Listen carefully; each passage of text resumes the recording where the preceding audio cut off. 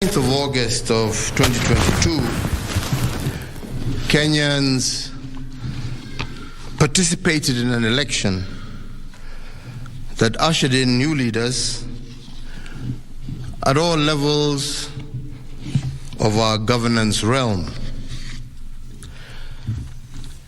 Following a dispute in the presidential election, a petition was filed in our Supreme Court for determination of validity of the results, and the Supreme Court has today pronounced itself on this matter. When I was sworn in as your president, I made a pledge to the country. A pledge to uphold the rule of law and the decisions made by the judiciary on all matters appertaining to our governance. Today, the Supreme Court made a ruling on the presidential dispute, upholding the results announced by the Independent Electoral and Boundaries Commission on the 15th of August, 2022. And in keeping to the pledge that I made to uphold the rule of law when I took the oath of office, I commit to executing the orders of this court to the letter. The process of handing over is in progress through the Assumption of Office Committee, which actually has already begun its work as of August 10th, 2022. And indeed, it is my intention to oversee a smooth transition to the next administration, and all the necessary orders to facilitate this process have already been issued.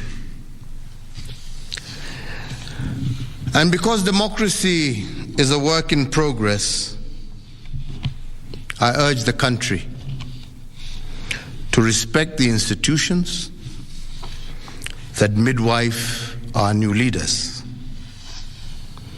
And in doing so, I also urge citizens to constantly put them under scrutiny, for this is the civic duty of every single Kenyan. In particular, this civic duty requires every citizen to constantly put the truth presented by our constitutional institutions to test. And they must test them for coherence, but also for correspondence. They must constantly scrutinize the coherence of the truth given by these institutions, and to ask themselves whether the truth has been coherent from one election to another. Has there been a consistent pattern that is acceptable to our democratic ethos? We must ask ourselves, is it about numbers, or is it about process? Which of these two is it? And can our institutions rule one way in one election and another way in another election without scrutiny? I do invite you, Kenyans, to keep vigil and indeed to hold all institutions to account. The second thing we must place under scrutiny is whether the truth given by institutions has correspondence. That is, do the truths given by our institutions correspond with what is observable by the citizen? True beliefs and true judgments must correspond to the actual state of affairs. But do our constitutional institutions meet this threshold? While we must appreciate these institutions, we must also hold them to account at every juncture. And their truth has to be consistent and coherent. This is the only way we will build our democracy.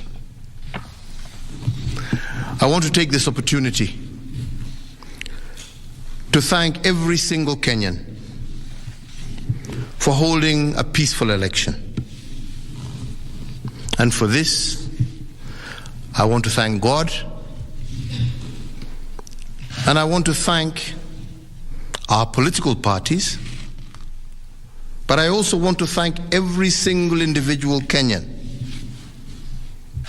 for bringing us thus far.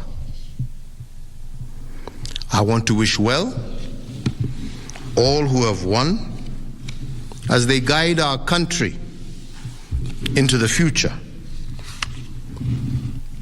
And I thank you all for the opportunity to serve, and I say, may God bless you all, and may God bless this great Republic of Kenya.